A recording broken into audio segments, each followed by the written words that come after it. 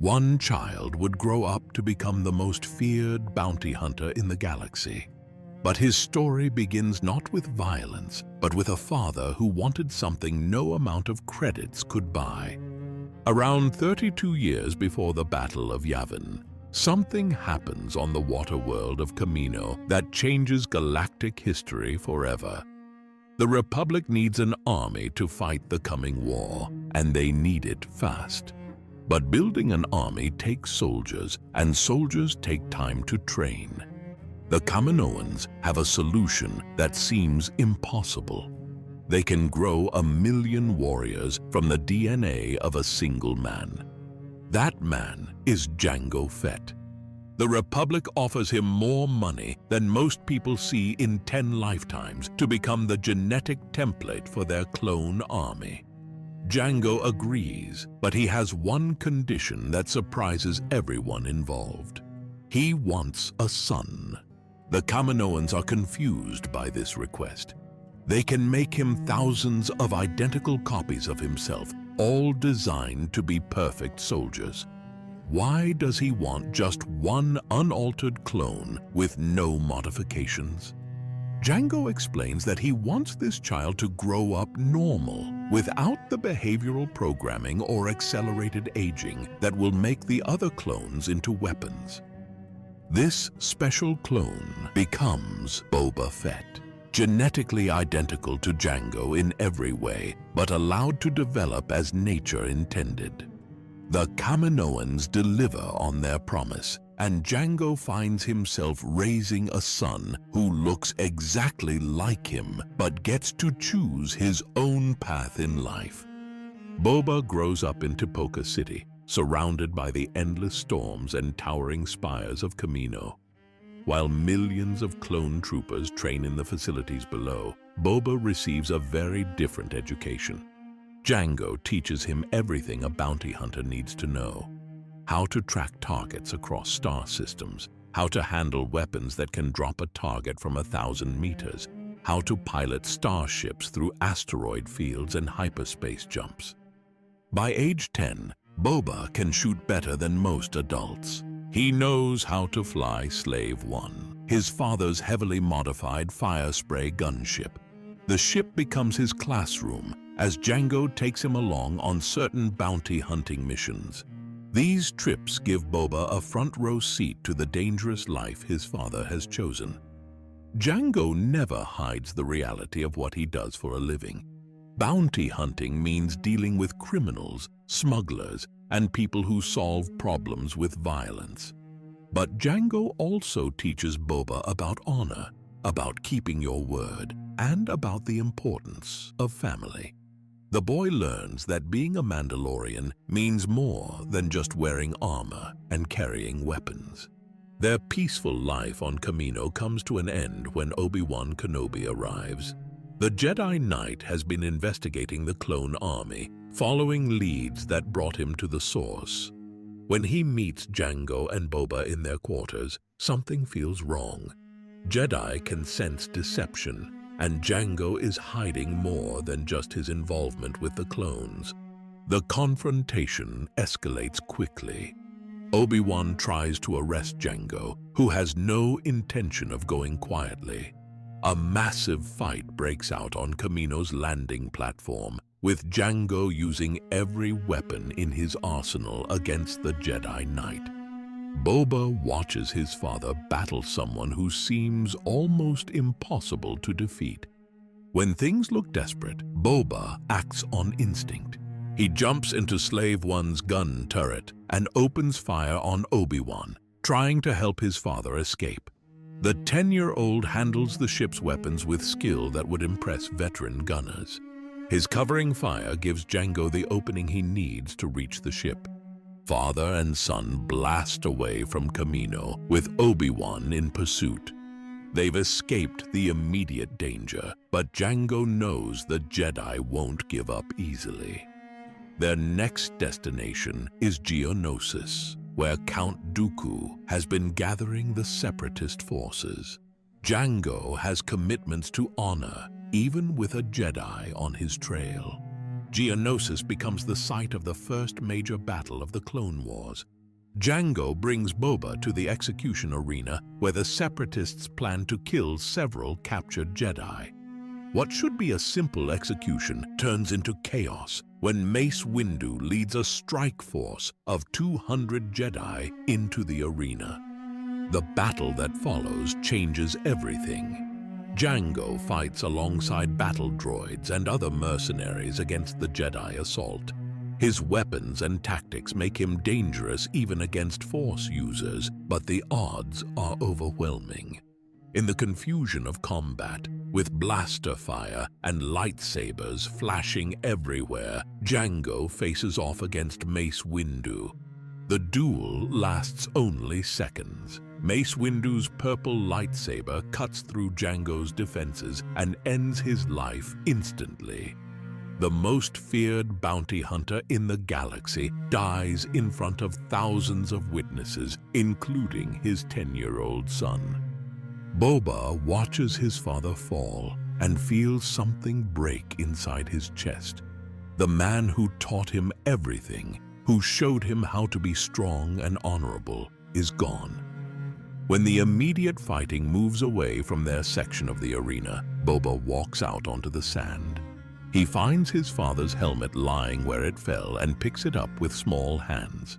Pressing the familiar metal against his forehead, Boba makes a promise that will shape the rest of his life.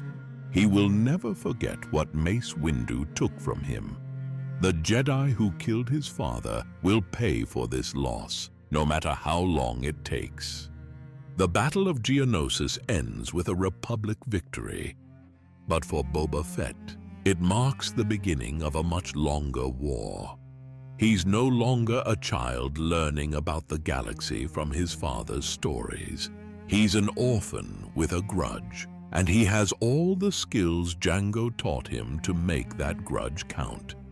Standing alone in the arena with his father's helmet, Boba Fett begins the transformation from protected son to galaxy's most dangerous bounty hunter. The boy who once helped his father escape from Jedi will spend years hunting them down. The child who learned about honor and family will discover that some lessons can only be taught by loss.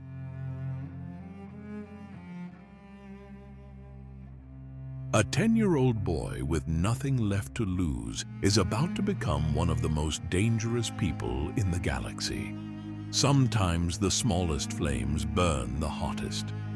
Boba Fett walks away from Geonosis carrying his father's helmet and a promise for revenge that will consume his childhood.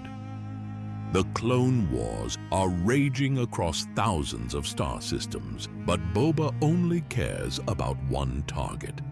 Mace Windu took everything from him, and now that debt needs to be paid. But how does a child kill one of the most powerful Jedi Masters in the galaxy? Boba knows he needs help, and in the criminal underworld, help always comes with a price. The people who agree to assist him are exactly the kind of dangerous allies his father would have warned him about. Aurra Sing finds Boba first. The pale-skinned pirate has been hunting Jedi for years, collecting their lightsabers like trophies. She sees something useful in the angry young clone, a weapon that can be shaped and pointed in the right direction. Aurra takes Boba under her wing, but her version of mentoring involves teaching him that mercy is weakness and that enemies should suffer before they die. Bossk joins their little group next. The Trandoshan bounty hunter enjoys violence for its own sake, and the idea of killing a Jedi Master appeals to his predatory instincts. He brings experience and firepower to their plan, but he also brings a casual brutality that starts changing how Boba sees the world. These are the teachers who replaced Jango Fett in Boba's life. Where his father taught him honor and responsibility, Aurra and Bossk teach him that the strong survive by making the weak pay. The lessons sink deep into a mind already twisted by grief and anger. The plan they develop takes advantage of the one thing Boba has that no other assassin possesses: his face. Because he's an unaltered clone of Jango Fett, Boba looks exactly like the clone troopers fighting for the Republic. The same genetic template that gave the Republic its army now gives Boba the perfect disguise. Boba infiltrates a Republic Venator-class star cruiser by pretending to be a young clone cadet in training. He walks through the corridors wearing the same uniform as the other clones, and nobody gives him a second look. To the crew, he's just another child soldier learning how to serve the Republic. The ship he's targeting belongs to Mace Windu. The same Jedi Master who killed his father now has Boba living right under his nose, and he has no idea the danger is already aboard. Boba spends days studying the ship's layout, learning guard rotations, and identifying the perfect place to strike. When the moment comes, Boba plants a bomb in Windu's personal quarters. The device is small but powerful enough to take out an entire section of the ship. He also sabotages the ship's reactor, creating a cascade failure that will bring the whole vessel down. The trap is designed to make sure Windu dies even if he somehow survives the initial blast. The explosion tears through the cruiser with devastating force. Clone troopers who trusted Boba as one of their own die in the blast, but he feels no guilt about their deaths. All that matters is whether Mace Windu is among the casualties. The ship begins breaking apart, systems failing as it tumbles toward the planet below. But Jedi are hard to kill, and Mace Windu is one of the best. He survives the bombing and finds himself trapped in the wreckage along with Anakin Skywalker. The two Jedi are injured but alive, and they're not going to die quietly in the ruins of their ship. Help comes from an unexpected source. Plo Koon and the young Padawan Ahsoka Tano arrive just in time to rescue the trapped Jedi Masters. Their intervention ruins Boba's plan and puts the entire conspiracy at risk. With the Jedi alerted to the assassination attempt, Aurra Sing decides it's time to run. The group flees to Florum, a world controlled by pirates and smugglers where Republic law means nothing. But they don't leave empty-handed. Aurra grabs several hostages during their escape, planning to use them as bargaining chips if the Jedi follow. The prisoners become pawns in a game that's getting more dangerous by the hour. Plo Koon and Ahsoka track them down anyway. The Jedi find the hideout on Florum and move in to rescue the hostages. What should be a simple extraction turns into a deadly standoff when Aurra Sing shows her true nature. She's ready to execute innocent people just to send a message to the Jedi. Then she does something that changes everything for Boba. When the situation turns against them, Aurra abandons him. The woman who promised to help him get revenge leaves him behind the moment things get difficult. She escapes in her ship while Boba faces the Jedi alone, overwhelmed and with nowhere to run. The betrayal hits Boba harder than he expected. Aurra was supposed to be his ally, someone who understood his need for vengeance. Instead, she proves that criminals only care about themselves when the pressure gets too high. The lesson burns itself into his memory. Plo Koon and Ahsoka capture him without much of a fight.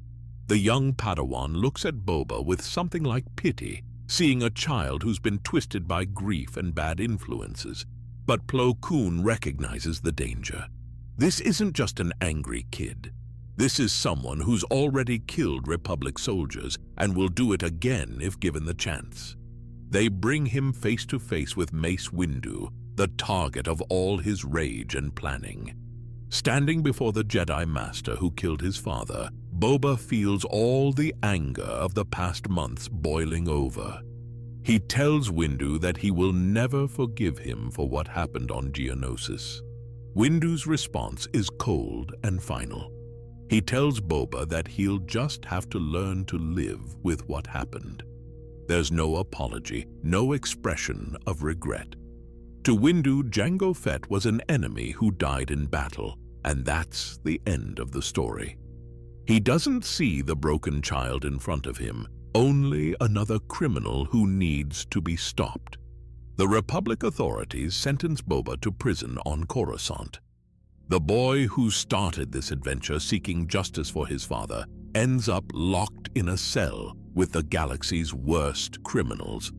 The assassination plot has failed completely, but the experience teaches Boba things his father never could. Prison becomes another classroom. Boba learns about the criminal underworld from people who've made their living outside the law. He discovers that the galaxy is full of beings who've been betrayed, abandoned, or crushed by systems too big to fight. Some of them become his teachers, others become his enemies. The months in prison harden Boba in ways that even Aurra Singh's training couldn't accomplish. He stops being the grieving child who picked up his father's helmet and starts becoming the calculating survivor who will do whatever it takes to get what he wants. The boy goes into prison seeking revenge against one Jedi Master. The young man who eventually emerges will have much bigger plans. Mace Windu thinks he's won by putting Boba behind bars. The Jedi Master has no idea that he's just given his greatest enemy the time and motivation needed to become truly dangerous. Sometimes the cruelest thing you can do to someone is let them live with their anger long enough for it to grow into something unstoppable.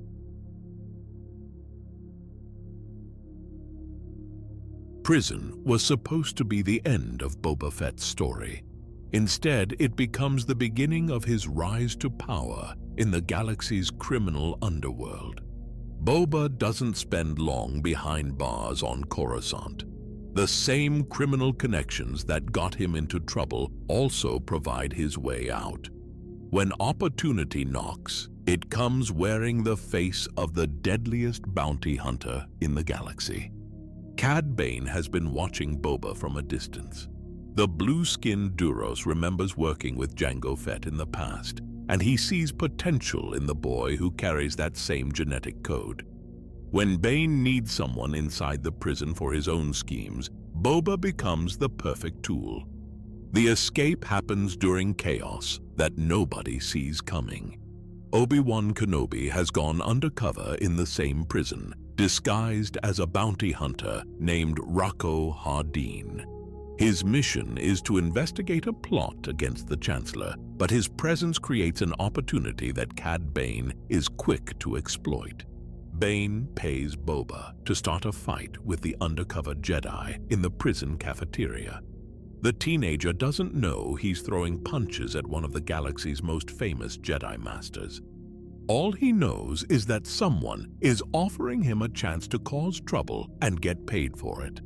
The brawl spirals out of control exactly as planned. Other inmates join the fight. Guards rush in to restore order, and soon the entire facility is in chaos.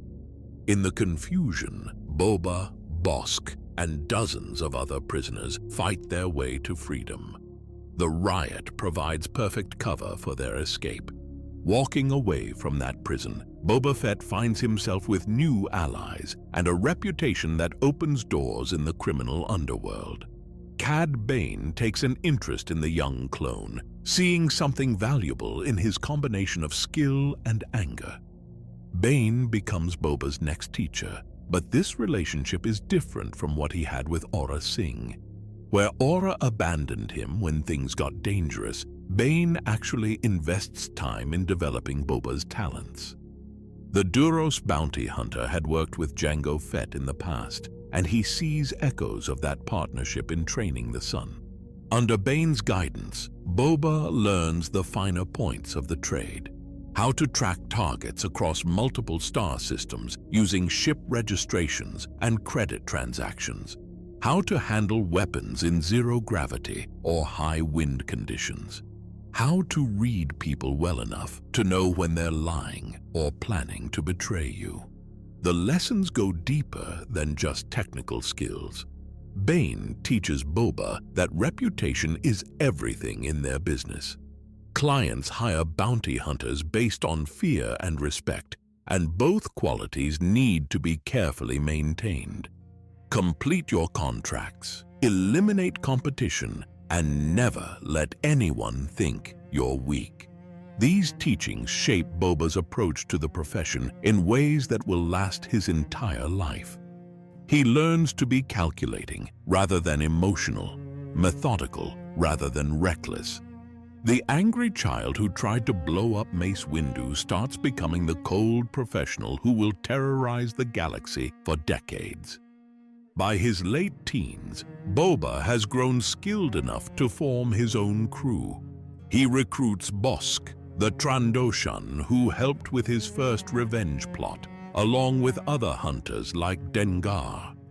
The group takes contracts that established bounty hunters won't touch, building their reputation by succeeding where others fail. One job takes them to the planet Quarzite, where they're hired to protect valuable cargo traveling by hover train across dangerous territory. The mission seems straightforward until they discover that their cargo is actually a person. A member of the local royal family is being transported against their will to settle a debt with a crime boss. The situation gets more complicated when Asajj Ventress joins their crew. The former Sith apprentice is looking for work after leaving Count Dooku's service, and she brings skills that make their team nearly unstoppable. But she also brings a moral compass that conflicts with the nature of their mission. Ventress quickly realizes they're essentially participating in a kidnapping. The royal family member isn't cargo to be delivered, but a prisoner being sold to pay off someone else's debts. Her conscience won't let her complete a job that involves trafficking people like property. The betrayal comes fast and brutal. Ventress turns on the crew during the mission, using her force powers to overpower them one by one. When she reaches Boba, the fight is over almost before it starts. She uses the force to choke him unconscious, then stuffs his body into a large cargo container as a humiliating reminder of who's really in charge. Ventress takes the ransom payment and disappears, leaving Boba's crew stranded and embarrassed. Bossk eventually frees him from the container, but the damage to his pride runs much deeper than any physical injury. The incident teaches Boba another harsh lesson about trust and betrayal in the criminal underworld. But setbacks only make him more determined to succeed. Each failure becomes a learning experience that makes him stronger and more dangerous. By the time the Clone Wars end, Boba has grown from an angry teenager into a fully adult bounty hunter with skills that rival the galaxy's best. The moment when he claims his father's armor marks his transformation into the Boba Fett that legends are made of. The blue and silver Mandalorian plates that Jango wore are battered and scarred from years of combat, but they still represent everything Boba wants to become. He repaints the armor and makes it his own, adding modifications that reflect his personal style and preferences. The helmet that once belonged to his father now conceals his face from a galaxy where clone trooper faces have become common. Wearing that armor, Boba stops being just another bounty hunter and becomes an icon of fear. The reputation builds quickly once he starts taking the most dangerous contracts. Other hunters avoid jobs that seem too risky or too complicated, but Boba seeks them out. His success rate climbs to levels that seem impossible, and stories about his methods spread through the underworld like wildfire. Clients start requesting him specifically for jobs that require someone who can't be bought, threatened, or reasoned with. Crime bosses and Imperial officers learn that hiring Boba Fett means the job will get done regardless of obstacles or complications. His name becomes synonymous with inevitable success. By the time the Empire rises from the ashes of the Republic, Boba Fett has established himself as one of the most feared figures in the galaxy's criminal underworld. The boy who started this journey seeking revenge for his father's death has become something much more dangerous. A professional who turns hunting people into an art form.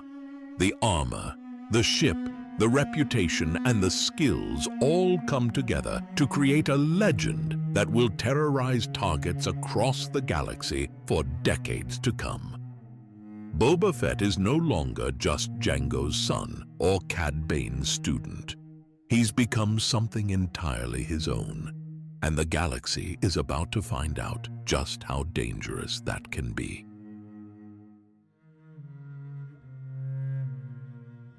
The Empire rules the galaxy now, but some people are still beyond the law. Boba Fett is about to become the bridge between legitimate power and criminal enterprise. When the Clone Wars end and the Republic transforms into the Empire, most bounty hunters find their business drying up. The new government has stormtroopers and star destroyers to handle their problems. But Boba Fett discovers that chaos creates opportunity for those willing to take the most dangerous jobs.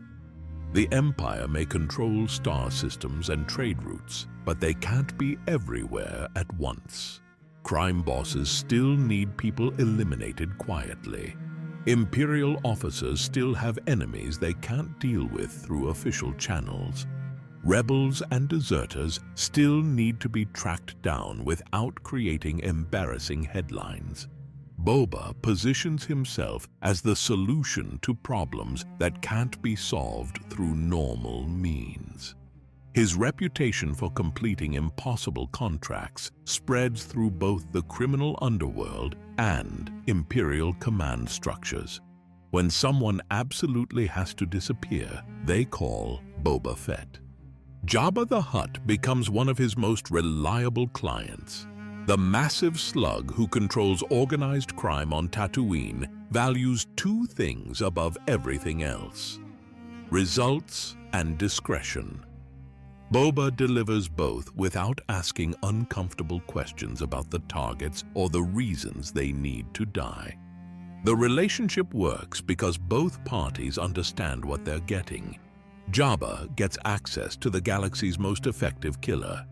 Boba gets steady work and protection from one of the most powerful crime lords in the Outer Rim.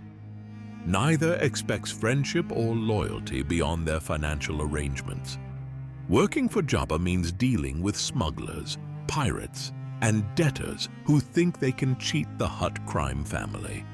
Most of them learn too late that Jabba's reach extends far beyond Tatooine.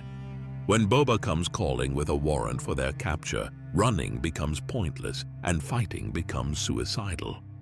But Jabba isn't Boba's only employer during these years. Imperial officers discover that hiring him provides plausible deniability for operations they can't officially sanction. When a rebel cell needs to be eliminated without leaving evidence of Imperial involvement, they call Boba Fett. Even Darth Vader begins using Boba's services for delicate missions. The Dark Lord of the Sith recognizes something kindred in the bounty hunter's hold professionalism. Both men understand that emotions like mercy and guilt are weaknesses that can get you killed.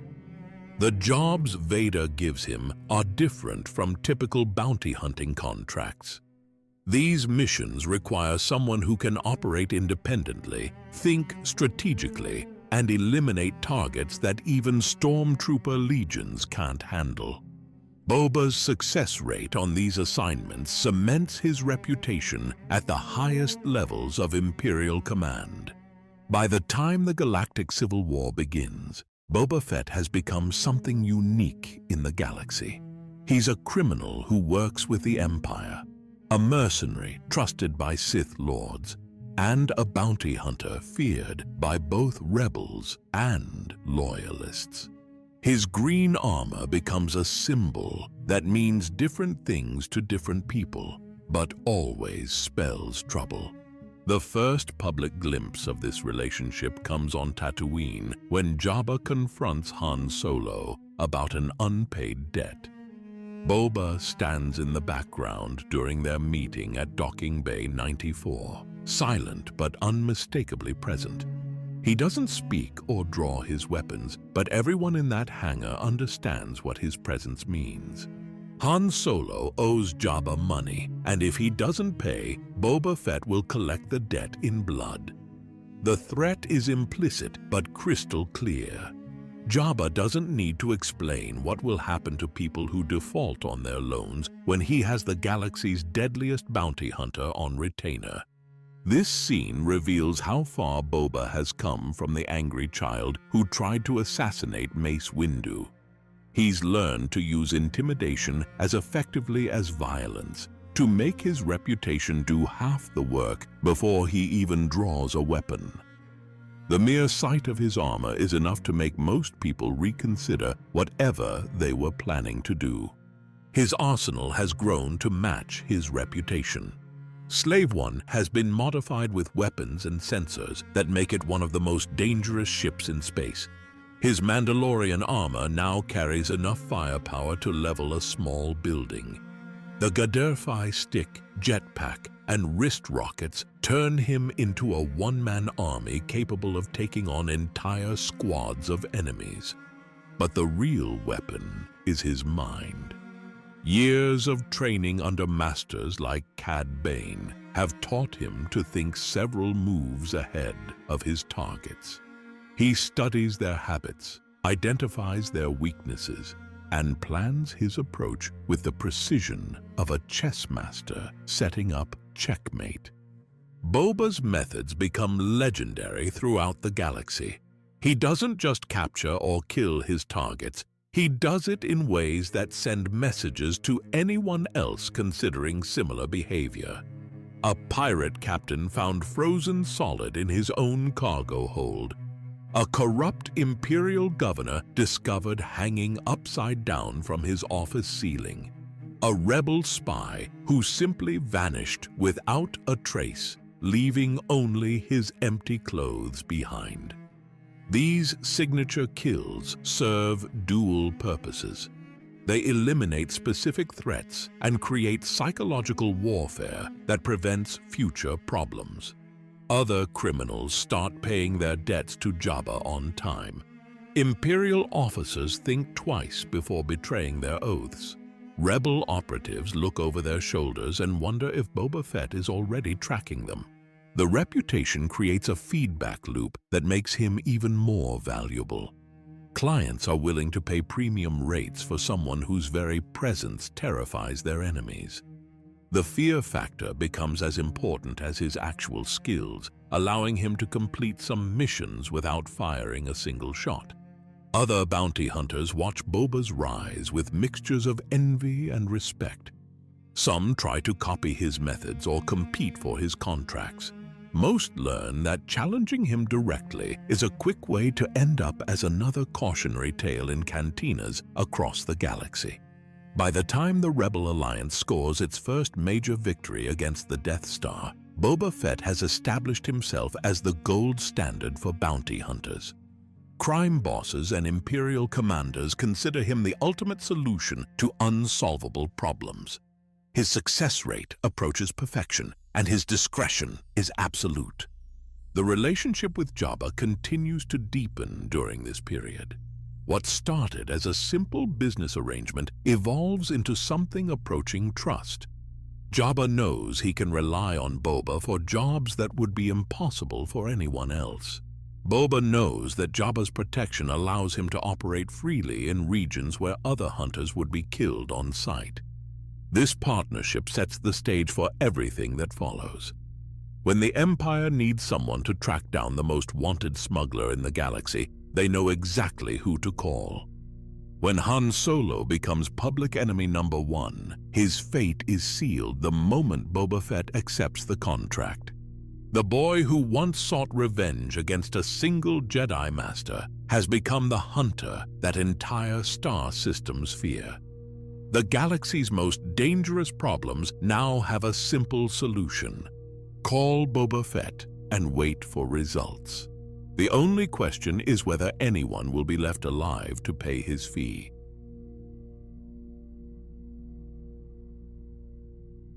The most wanted smuggler in the galaxy is about to discover that running from the Empire is nothing compared to being hunted by Boba Fett. After the Battle of Hoth, Darth Vader finds himself in an impossible situation. The Rebel Alliance has slipped through his fingers once again, and their fastest ship is somewhere in the vastness of space. The Millennium Falcon carries people who could bring down the Empire if they stay free long enough to cause more damage. Vader decides to try a different approach. Instead of relying on Imperial fleets and predictable tactics, he calls in specialists who think outside the box. The Star Destroyer Executor becomes host to a gathering of the galaxy's most dangerous bounty hunters. Boba Fett stands among them, flanked by hunters whose reputations make normal criminals wet themselves in fear. Bosk brings his Trandoshan appetite for violence. IG-88 offers the cold efficiency of a killer droid. Denga provides explosives expertise. 4LOM and Zuckuss represent the weird partnership between droid logic and mystical intuition. But when Vader gives them their orders, his eyes focus on Boba. Find the Millennium Falcon and bring back its crew alive for questioning. Then comes the part that reveals just how dangerous Boba has become. Vader looks directly at him and says no disintegrations. That warning tells everyone in the room something important. Of all the killers assembled on this Star Destroyer, Boba Fett is the one who needs to be told to leave his targets breathing. His reputation for overkill has reached the point where Sith Lords are concerned he might get carried away. The hunt begins immediately as the bounty hunters scatter across the galaxy. Each follows their own methods and sources, racing to claim the biggest prize any of them have ever seen. The Empire's bounty on Han Solo and his friends is large enough to buy entire star systems. While the others check obvious hiding spots and question informants, Boba approaches the problem differently. He studies Han Solo's psychology instead of just his ship's technical specifications. What would a cocky pilot do when trapped by an entire Imperial fleet? The answer comes to him when he analyzes the Falcon's last known position. Han tried to hide among the garbage dumped by Star Destroyers, betting that Imperial sensors wouldn't look for ships in their own trash. It's exactly the kind of clever trick that built Han's reputation as someone who could slip out of any trap. But Boba realizes that clever tricks only work if you can get away clean. Han would have waited until the Imperial ships jumped to hyperspace, then made his own escape. The question is where someone like Han Solo would go when he needed help and couldn't trust official channels. Cloud City provides the perfect answer. It's operated by Lando Calrissian, someone from Han's smuggling past who might be willing to help old friends. The city floats in Bespin's upper atmosphere, technically independent from Imperial control. For someone running from Vader, it seems like the safest place in the galaxy.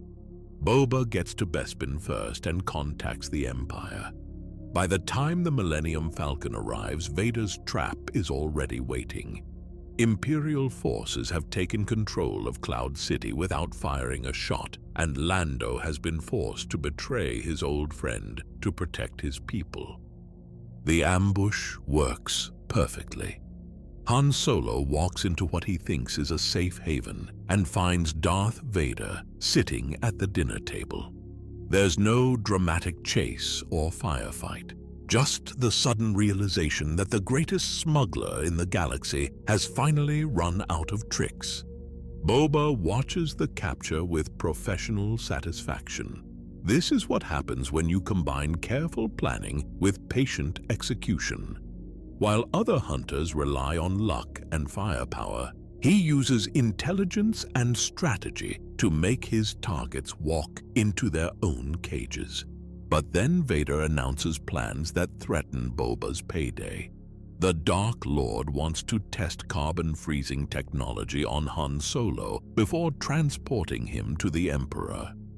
The process might kill Han, which would cost Boba the massive bounty that Jabba has placed on the smuggler's head. Boba objects in the most diplomatic way possible. He reminds Vader that Han Solo is no good to him dead. The conversation reveals how much leverage Boba has gained through his reputation. He's talking back to a Sith Lord and getting taken seriously instead of being choked for his impertinence. Vader agrees to compensate Boba if the carbon freezing kills his prisoner. But the bounty hunter knows Imperial promises aren't worth much. Credits from Jabba the Hutt are much more reliable than payments from an empire that could declare him an enemy tomorrow. The carbon freezing chamber fills with smoke and steam as Han Solo disappears into the metal slab that will serve as both prison and preservation system. For tense moments, nobody knows if the process worked or if they're looking at an expensive coffin. Then the readings confirm that Han is alive, just frozen in carbonite like an insect trapped in amber. Boba finally relaxes. His payday is secure, and he has custody of the most wanted man in the galaxy. Loading the carbonite slab into Slave One feels like the culmination of everything Boba has worked toward since leaving prison. This isn't just another bounty. This is the capture that will cement his legend and make every criminal in the galaxy think twice before crossing Jabba the Hutt. Lando and Princess Leia try to interfere as he prepares to leave Cloud City. But Boba is already thinking 3 moves ahead. His ship lifts off under their desperate blaster fire, carrying its frozen cargo toward a rendezvous that will make him rich beyond imagination. The flight to Tatooine represents the longest journey of Boba's career. Other hunters and criminals try to intercept him, hoping to steal his prize. Rebel forces attempt rescue missions that turn into running battles across multiple star systems. Imperial officers suggest that Han should be delivered to them instead of some crime boss on a backwater world. But Boba fights off every challenge and sticks to his original plan. Jabba hired him to bring back Han Solo, and that's exactly what he intends to do. Professional integrity isn't just good business. It's the foundation of a reputation that commands respect and fear throughout the galaxy. When Slave One finally touches down at Jabba's palace, Boba Fett has completed one of the most high-profile bounty captures in galactic history. The smuggler who escaped from Imperial entanglements for years is now a decorative wall hanging in a crime lord's throne room. The success establishes Boba as the bounty hunter that even other bounty hunters fear. He outsmarted Han Solo, negotiated with Darth Vader, and delivered on a contract that lesser hunters would never have attempted. The scared child who once tried to assassinate a Jedi Master has become the professional that Sith Lords hire for their most important missions. Standing in Jabba's palace with his greatest capture displayed on the wall, Boba Fett has reached the pinnacle of his profession. He's proven that no target is too clever too well connected, or too dangerous for him to handle. The galaxy's criminals now know that crossing certain lines means facing consequences that not even luck and skill can overcome.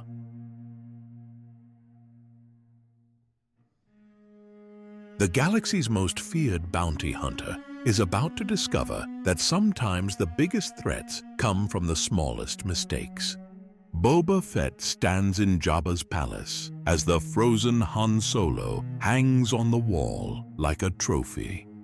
The payment for that capture has made him wealthy beyond most people's dreams. But money was never the real reward. The respect he sees in other criminals' eyes when they look at him proves that his reputation has reached legendary status. Jabba keeps him around as more than just hired muscle. Having Boba Fett in your throne room sends a message to anyone who walks through those doors. Cross the Hutt, and you might end up facing the most dangerous hunter in the galaxy. The arrangement works for both of them. When Princess Leia arrives disguised as a bounty hunter, Boba watches from the shadows. The woman who tried to stop him at Cloud City is now walking straight into Jabba's stronghold. But something feels different about this visit. Professional hunters don't usually take jobs that require them to sneak around at night. Leia's rescue attempt succeeds in freeing Han from the carbonite, but it fails to get them out of the palace. Jabba was expecting this move, and his guards are ready. By morning, the princess finds herself chained to the crime lord's throne, while Han gets thrown into the dungeon with Chewbacca. Then Luke Skywalker arrives to negotiate for his friend's freedom. Boba recognizes the young man immediately. This is the Jedi who destroyed the Death Star, the same Force user who cut down countless Imperial troops. His presence in the palace means this situation is about to become much more dangerous. Luke tries to bargain with Jabba using typical Jedi diplomacy. He offers the crime lord one last chance to free the prisoners before things get ugly. But Jabba didn't build his empire by backing down from threats, even when they come from lightsaber-wielding space wizards. The Hutt's response is swift and final. Luke, Han, and Chewbacca will all die together, fed to the ancient creature that lives in the great pit of Carkoon. The Sarlacc has been waiting in that desert pit for thousands of years, digesting whatever gets thrown into its mouth. According to legend, victims stay conscious for 1,000 years while being slowly consumed. Boba joins the execution party because this is exactly the kind of job Jabba pays him to handle. If the prisoners try to escape, he'll be there to stop them. If Luke decides to use his Jedi powers, Boba has weapons designed specifically for fighting Force users. The sail barge glides across the desert like a floating palace, carrying the crime lord and his entourage to watch the execution. Boba rides on the upper deck, monitoring the skiffs that carry the condemned prisoners. His armor's sensors track every movement, ready to respond to the first sign of trouble. The trouble comes sooner than expected. Luke's lightsaber flies into his hand from its hiding place inside R2-D2, and suddenly the execution becomes a full-scale battle. The young Jedi starts cutting down Jabba's guards with moves that look impossible to anyone who hasn't seen Force powers in action. Boba launches himself from the barge to the skiff where Luke is fighting. His jetpack carries him across the gap in seconds, putting him right in the middle of the chaos. This is what he trained for, what all those years of preparation were building toward. A chance to face a Jedi in single combat and prove that technology and skill can overcome mystical powers. He fires his fiber cord whip, trying to tangle Luke's arms and prevent him from using the lightsaber effectively. The weapon wraps around the Jedi's wrist, giving Boba a moment of advantage. But Luke adapts quickly, using the cord's tension to swing himself into striking range. The lightsaber blade cuts through Boba's blaster rifle, destroying one of his primary weapons. But he has backup systems for exactly this situation. Wrist rockets, flamethrowers, and a jetpack missile can all be deployed against targets who get too close. Luke knocks him back with a combination of physical strikes and force pushes, but Boba recovers and continues the fight. This isn't just about completing a contract anymore. This is about proving that Mandalorian armor and weapons can stand up to Jedi training and Force abilities. Then disaster strikes from the most unexpected source. Han Solo, still partially blind from hibernation sickness, swings wildly with a vibro axe he grabbed during the fighting. The blow isn't aimed at anything specific. Han can't see well enough to target his strikes precisely. The axe hits Boba's jetpack at exactly the wrong angle. Systems that are designed to provide controlled flight suddenly malfunction catastrophically. Instead of lifting him away from danger, the jetpack ignites uncontrollably and sends him spinning through the air like a broken toy. Boba crashes into the side of Jabba's sail barge with bone-jarring force. His armor absorbs most of the impact, but the jetpack is still misfiring, pushing him in directions he can't control.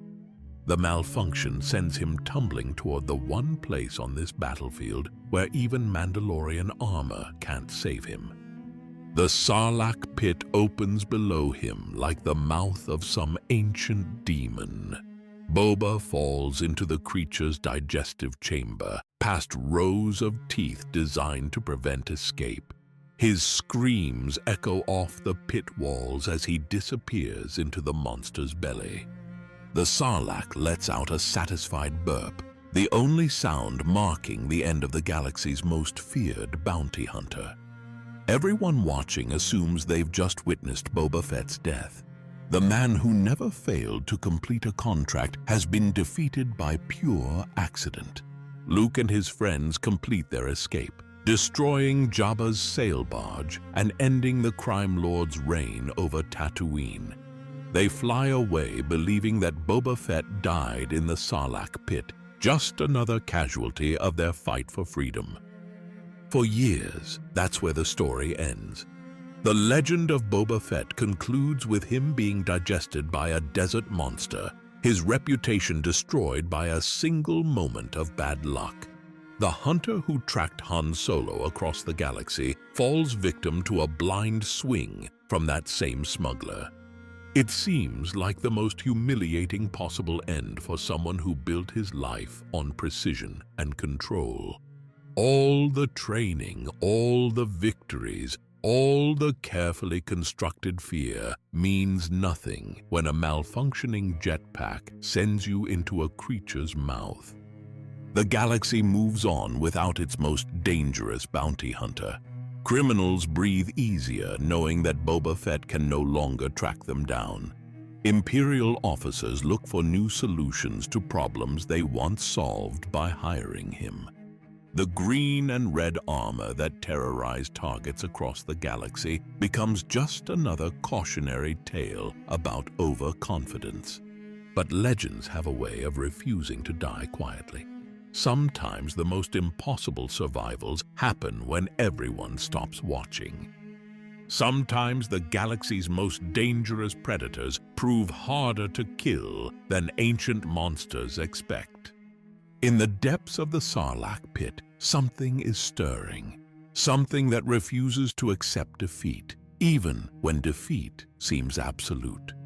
The story everyone thinks they know is about to take a turn that nobody saw coming.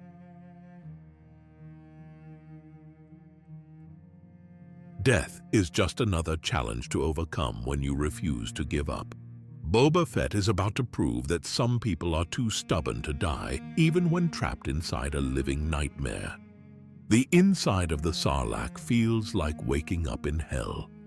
Boba regains consciousness surrounded by the half-digested remains of the creature's previous meals. Other victims float in the acidic juices, some still alive but too weak to do anything except wait for their 1,000-year digestion to continue. Most people would panic in this situation. The walls pulse with organic tissue designed to break down anything that enters. The air is toxic, filled with digestive gases that burn the lungs. The creature's stomach acid eats through organic matter slowly but relentlessly. But Boba Fett didn't become the galaxy's most dangerous bounty hunter by giving up when things looked impossible. His father's training taught him to assess any situation and find ways to survive. Even trapped inside a living creature, there have to be options if you're smart enough to find them. The first problem is oxygen. His helmet's air supply won't last long in this environment, and the creature's digestive gases are slowly poisoning him. Then he spots something that changes everything. A dead stormtrooper floats nearby, his armor still mostly intact. Boba forces himself to move through the acidic environment, fighting nausea and pain with each movement. He reaches the dead trooper and examines the man's life support systems. The oxygen supply is still functional, connected to tanks that could keep him breathing long enough to plan an escape. Working with hands that shake from exhaustion and chemical exposure, Boba disconnects the air hose from the dead stormtrooper's helmet and attaches it to his own. Fresh oxygen floods his system, giving him the strength and clarity he needs to think about getting out alive. The Sarlacc's stomach lining looks tough, but organic tissue has weaknesses that can be exploited. Fire damages living creatures in ways they can't easily repair. Boba's Mandalorian armor includes flamethrowers designed for combat, but they might also work as tools for cutting through biological barriers. He ignites the flamethrower at point-blank range against the creature's inner wall. The Sarlacc reacts immediately, writhing in agony as flames sear through tissue that's never experienced this kind of damage. The monster's pain creates opportunities that Boba is quick to exploit. Using his armored hands, he punches and claws at the burned areas where the creature's flesh is weakest. Each strike opens the wounds further, creating gaps he can force his way through. The work is exhausting, but every few minutes of effort gets him closer to freedom. The Sarlacc tries to fight back, contracting its stomach muscles to crush him and producing more acid to dissolve his armor. But Mandalorian technology proves superior to biological evolution. His plates resist the digestive juices, while his determination drives him forward through pain that would kill most beings. Progress comes in inches rather than feet. Boba has to rest frequently, conserving his strength for the final push toward the surface. The stolen oxygen supply keeps him alive, but he knows it won't last forever. This escape has to succeed on the first try. When he finally breaks through the Sarlacc's outer lining and reaches sand, the feeling is like being reborn. He claws his way up through the dunes, his armor scraping against rock and debris as he fights toward daylight. The desert sun has never felt so welcoming as when he finally bursts from the ground and collapses on the surface. But surviving the Sarlacc is only the beginning of his problems. The escape has left him completely drained, barely conscious, and unable to defend himself. His armor saved his life inside the creature, but now it makes him a target for anyone looking to make a profit from salvaged Mandalorian technology. The Jawas find him before he recovers enough strength to move. These scavengers make their living by collecting valuable items from the desert, and Boba's equipment represents the biggest score they've seen in years. To them, he's just another piece of salvage waiting to be processed. They strip him methodically, removing his helmet, chest plate, and weapons while he can barely stay conscious. When Boba tries to resist, They knock him out with a blow to the head. The armor that saved his life becomes someone else's property while he lies helpless in the sand. The Jawas disappear with their prize, leaving Boba wearing only the undersuit beneath his armor. Without his equipment, he's just another dying man in the desert. The legendary bounty hunter has been reduced to the same state as any other victim of Tatooine's harsh environment. The irony cuts deep. He survived being eaten by a Sarlacc through skill and determination, only to be robbed by scavengers while unconscious. The armor that made him famous is now being sold to whoever has enough credits to pay for it. His reputation means nothing when you're lying defenseless in the sand. Days pass in a haze of dehydration and heat exhaustion. Without water or shelter, Boba's body starts shutting down. The twin suns of Tatooine bake him during the day, while the desert cold saps his remaining strength at night.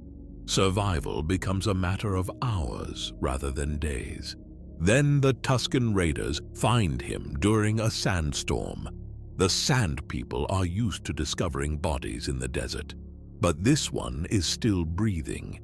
They bind his hands and drag him back to their encampment, adding another prisoner to their collection. From the Tusken perspective, Boba is potentially valuable.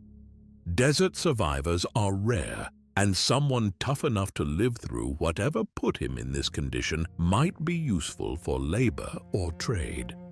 They don't know they've captured the galaxy's most famous bounty hunter. Boba wakes up as a slave in a Tusken camp, tied to a post with another prisoner and guarded by creatures that most civilized beings fear. His journey from the Sarlacc's belly has led him to yet another form of captivity. The man who once commanded respect throughout the criminal underworld is now property of desert nomads. But even this situation contains opportunities for someone patient enough to recognize them. The Tuskens are survivors like him, adapted to Tatooine's harsh environment through generations of experience. If he can learn their ways and prove his worth, there might be a path to freedom that doesn't involve fighting his way out. The escape from the Sarlacc was just the first step in a much longer journey. Boba Fett's reputation is gone, his armor is stolen, and his freedom is limited to however far his chains allow him to move. But he's alive, and as long as he's breathing, there's still hope for revenge against those who thought they'd seen the last of him. The galaxy believes Boba Fett died in the Sarlacc pit, digested by an ancient monster in the depths of Tatooine's desert. They have no idea that he's not only alive, but learning new skills from some of the planet's most dangerous inhabitants. Sometimes, the best way to surprise your enemies is to let them think you're dead while you plan your comeback.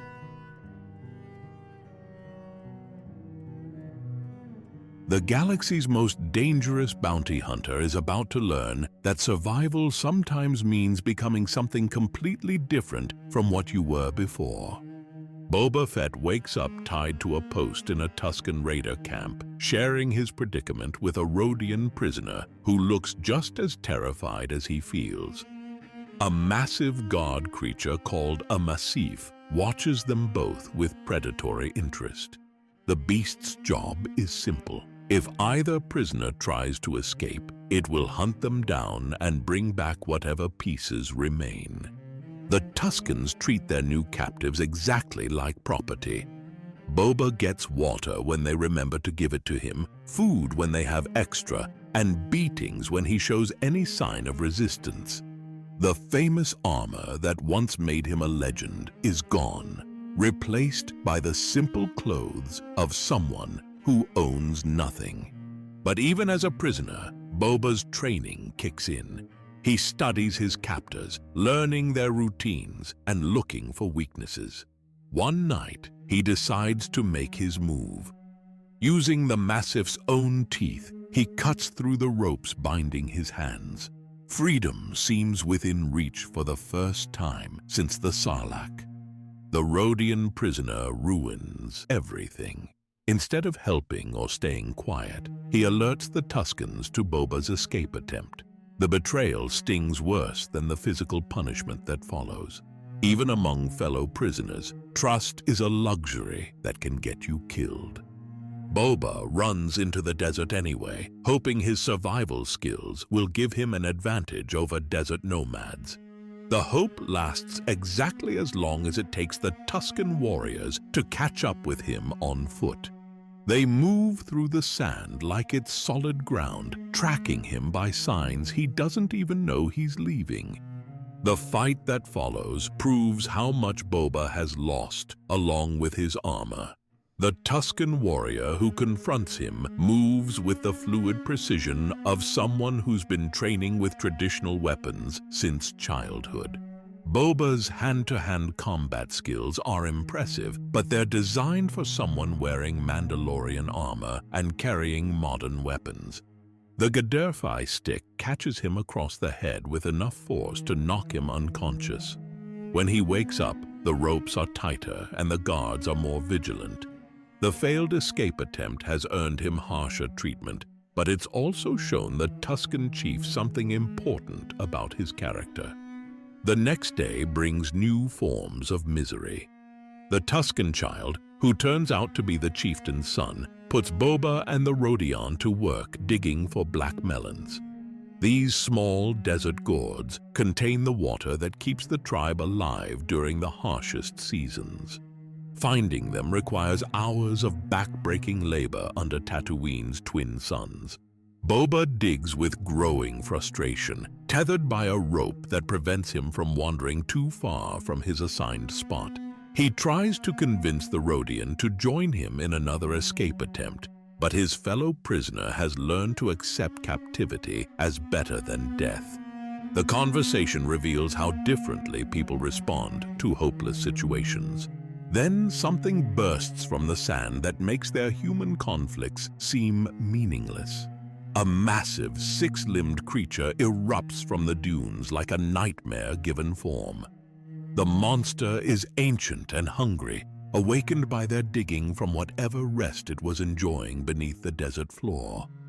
The beast kills the Rodian prisoner immediately, crushing the alien's body with casual indifference before turning its attention to the remaining prey. The Tusken child and Boba find themselves facing a predator that makes the Sarlacc look small by comparison. Neither has weapons capable of fighting something this size. Boba's survival instincts take over as the creature grabs him with claws designed to tear apart anything they touch. But the chains that marked him as a prisoner suddenly become weapons. He wraps them around the monster's neck and uses his full weight and strength to create a chokehold that even this giant can't break. The fight becomes a test of endurance between human determination and primal hunger. Boba hangs on despite the creature's attempts to shake him loose, tightening his grip until he feels the beast's neck snap. The monster collapses into the sand, dead from a technique that would have been impossible without the very chains meant to keep him captive. The Tusken child cuts off the creature's head as a trophy, initially planning to claim credit for the kill. But when they return to camp, the chieftain recognizes the truth. The dead monster's wounds and the broken chains tell a story that can't be faked. Boba Fett killed the beast, and that feat earns him something precious among the Tuskens: respect. The chief offers Boba a drink from a black melon, a gesture that carries deeper meaning than simple refreshment. It's acceptance into the tribe's community, acknowledgement that he's proven himself worthy of survival. The transition from captive to member begins with that single sip of desert water. Over the following weeks, Boba's life among the Tuskens transforms completely. A female warrior takes charge of his combat training, teaching him to fight with the Gaddafi stick that nearly killed him during his escape attempt. The weapon requires different techniques from anything he's learned before, emphasizing leverage and timing over brute force. The training is humbling. Boba's reputation as a deadly fighter means nothing when facing someone who's mastered weapons he barely understands. The Tusken warrior beats him repeatedly in sparring matches, each defeat teaching him something new about desert combat and tribal traditions. But persistence pays off. Gradually, Boba adapts his fighting style to incorporate Tusken techniques. The lessons go beyond physical combat to include survival skills, tribal customs, and the complex social structure that keeps the nomads alive in their harsh environment. He starts wearing their robes and following their routines. The Pike Syndicate's attack changes everything. A speeding hover train shoots at the tribe as it passes through their territory, killing several Tuskens in what seems like a casual act of cruelty. The Spice Runners consider the Sand People nothing more than obstacles to be eliminated when convenient. Boba watches the aftermath and feels something he hasn't experienced since Jango's death: protective fury toward people he considers family. The Tuskens took him in when he had nothing, taught him their ways, and treated him with respect. Now they're being hunted like animals by criminals who see them as expendable. His plan to retaliate starts with a visit to Anchorhead, where a Nikto biker gang has been causing trouble for local settlements. Boba walks into the Tosha Station cantina and single-handedly defeats the entire gang, stealing their speeder bikes for the tribe. The fight proves that his combat skills translate well to any environment. Training the Tuskens to ride the stolen bikes takes days of patient instruction.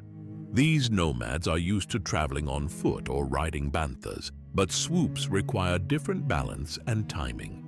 Boba becomes their teacher, sharing knowledge that will help them strike back at their oppressors. When the Pike train returns, Boba and his Tusken brothers are ready. They execute a coordinated attack that would impress military strategists, using the bikes to chase down the speeding train and boarding it car by car. The battle that follows plays out on top of moving vehicles across dangerous terrain. Boba fights his way through Pike guards to reach the engine, stopping the train through a combination of violence and technical sabotage. With the Spice Runners at their mercy, he offers them a deal that asserts Tusken sovereignty over their ancestral lands. Pay tolls for safe passage or face continued attacks.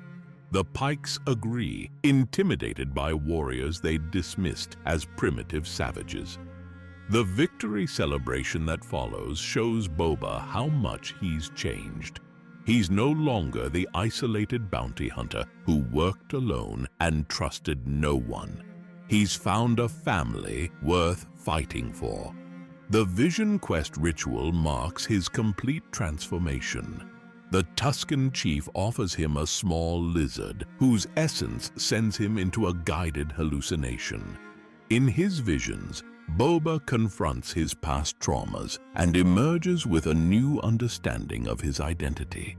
He's still Jango Fett's son, but he's also become something more. Using a branch from his vision, Boba crafts his own Gaddafi stick with help from the tribal shamans. The process transforms him physically and spiritually, marking his acceptance as a full member of the community. When he joins the ritual dance around the campfire, he's no longer Boba Fett the bounty hunter.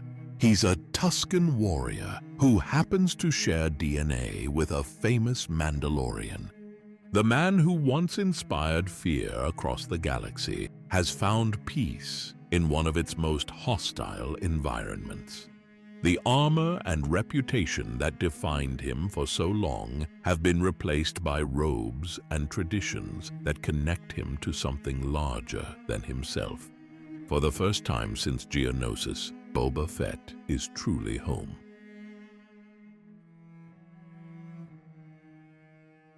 Sometimes the cruelest betrayals come from people who never even met you. Boba Fett is about to learn that peace is a luxury that some forces will never allow him to keep. Boba travels to Mos Espa to handle business for his adopted tribe. The Pike Syndicate has been making their protection payments as agreed, but now they want to renegotiate the terms. The Spice Runners claim they're already paying the Nikto biker gang for safe passage through the same territory and don't want to pay twice. The conversation reveals the complex web of criminal relationships that control Tatooine's desert trade routes. Everyone wants a piece of the profits, but nobody wants to pay more than they have to. The Pikes present their complaint like a reasonable business dispute that can be resolved through negotiation. Boba promises to resolve the issue, planning to eliminate the biker gang that's interfering with his tribe's income. The Nikto gang made enemies when he stole their speeder bikes, and now they're trying to muscle in on Tusken territory. A few dead bikers should clear up any confusion about who controls this part of the desert. He leaves Mos Espa expecting to return to camp with good news for the chieftain.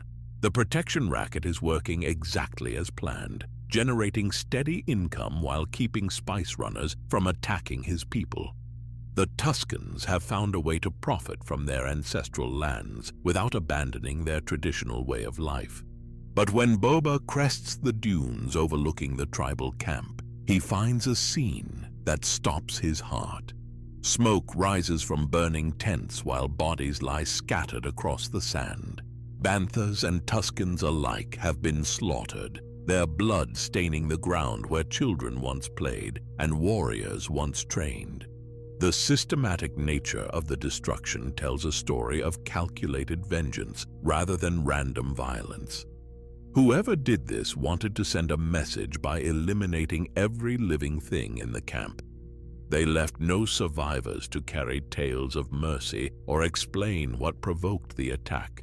Boba finds the chieftain among the fallen, the man who welcomed him into the tribe and treated him like a son.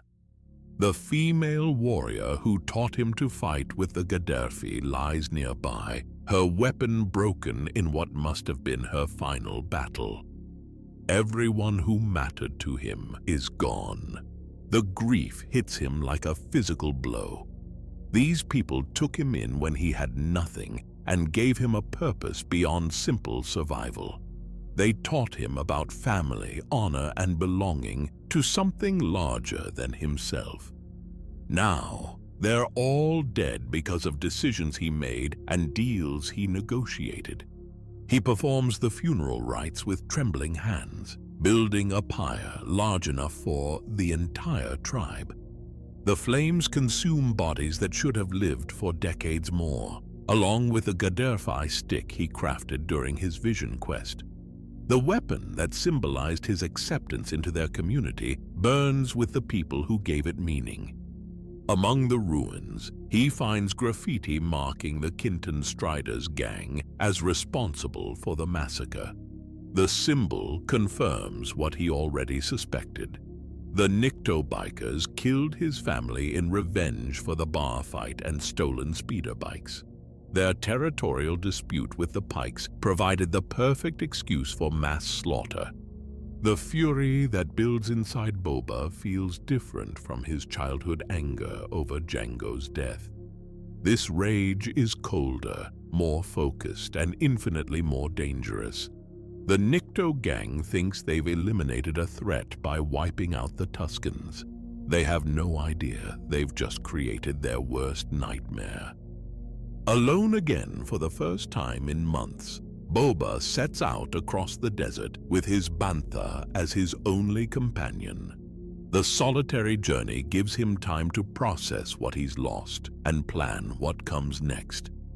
The peaceful life he built with the Tuskens is over, but the lessons they taught him remain. One night, bright flares light up the distant sky like falling stars. The explosions are too regular to be natural phenomena, suggesting some kind of battle or crash. Boba's curiosity draws him toward the disturbance, hoping to find salvage or information that might prove useful. What he discovers instead is a woman bleeding to death in the sand. Fennec Shand's reputation as an assassin precedes her, but right now she's just another victim of the violence that consumes everyone who works in the criminal underworld. Someone shot her and left her for dead, assuming the desert would finish what they started. Boba recognizes the situation immediately. Like him, she's been abandoned by people who should have protected her. Like him, she survived longer than anyone expected. The parallel circumstances create an instant bond between two professionals who understand betrayal and loss. He lifts her carefully and carries her toward Mos Espa, where underground medical facilities can handle injuries that would be fatal in legitimate hospitals. The Mode Parlor operates in the gray area between legal medicine and black market surgery, perfect for treating someone with Fennec's reputation. The cybernetic surgery that saves her life costs most of Boba's remaining credits, but he considers it an investment rather than charity. Skilled assassins are valuable allies, and Fennec Shand has abilities that complement his own talents. More importantly, she understands the code of honor that governs their profession. When she wakes up at his desert camp, Fennec's first reaction is disbelief. The galaxy thinks Boba Fett died in the Sarlacc pit years ago, and his appearance without his famous armor makes identification difficult. But the calm way he explains his survival and their current situation convinces her that legends sometimes refuse to stay dead. He offers her water from a black melon, the same gesture the Tusken chief used to welcome him into the tribe. The symbolism isn't lost on either of them. Both have been left for dead on Tatooine's sands, and both have been given second chances they never expected to receive. The partnership begins with a simple exchange of favors. Fennec owes Boba her life, and he needs her skills to reclaim property that rightfully belongs to him. His ship, Slave One, sits in Jabba's palace under the control of Bib Fortuna, who's been ruling the criminal empire since the Hutt's death.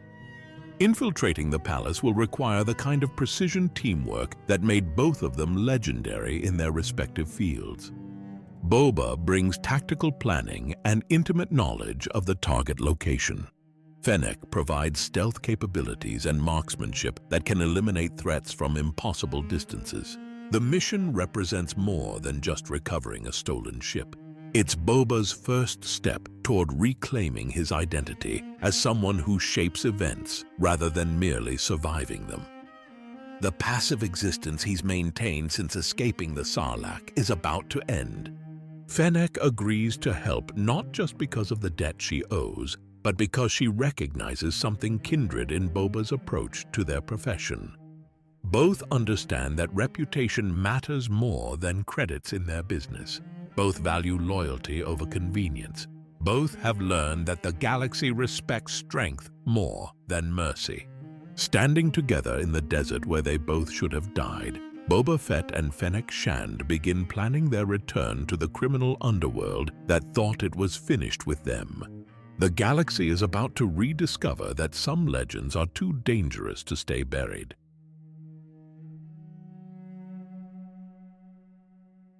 Sometimes the best way to announce your return is by taking back what was always yours.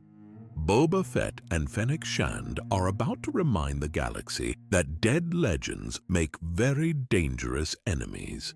Jabba's palace sits in the desert like a fortress built from nightmares and bad decisions.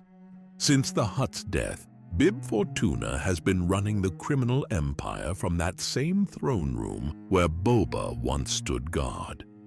The Twi'lek thinks he's safe behind his walls and guards, but he's about to learn that some debts follow you even after the person who's owed them is supposed to be dead.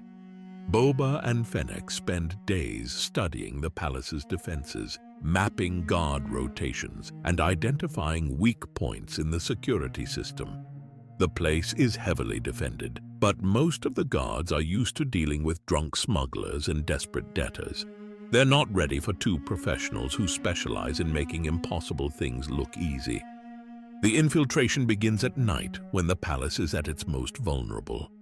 Fennec moves through shadows like smoke, eliminating sentries with precision shots that drop them before they can raise alarms. Her reputation as an assassin wasn't built on luck or fancy equipment. She's simply one of those rare people who can make death look like an art form. Boba takes a more direct approach, fighting his way through corridors he remembers from his time as Jabba's enforcer. The layout hasn't changed much, but the current occupants are softer than the hut's old crew. These criminals got comfortable during years of easy profits and minimal challenges. The hangar where Slave One waits becomes a battlefield as Bib Fortuna's men try to stop the intruders from reaching their prize. Blaster fire lights up the darkness while Fennec picks off targets from elevated positions. Her sniper skills turn the high ground into a killing field that the defenders can't cross. Boba reaches his ship and begins the startup sequence, while enemies close in from all sides. The fire spray gunship has been sitting idle for years, but Mandalorian engineering proves its worth. Systems come online smoothly, weapons charge to full power, and engines warm up with the reliable hum of machinery built to last. The escape becomes a running battle as Boba and Fennec fight their way up the boarding ramp. Blaster bolts spark off the ship's hull while the two partners provide covering fire for each other. The coordination between them flows naturally, each anticipating the other's moves without need for communication. Slave One lifts off into the desert night, with its rightful pilot at the controls again. The ship that carried Boba through countless hunts and battles is finally back where it belongs. After years of separation, the reunion feels like putting on a perfectly fitted glove. Fennec chooses to stay with Boba even though her debt is technically paid. The successful operation proved they work well together, and she recognizes that bigger opportunities await alongside someone with his reputation and resources. The partnership that began with shared survival has evolved into something more valuable than simple mutual convenience. With Slave One restored to him, Boba immediately turns to unfinished business. The Nikto biker gang that he believes killed his Tusken family is still riding through the desert, thinking they've gotten away with mass slaughter. Their celebration is about to be cut very short.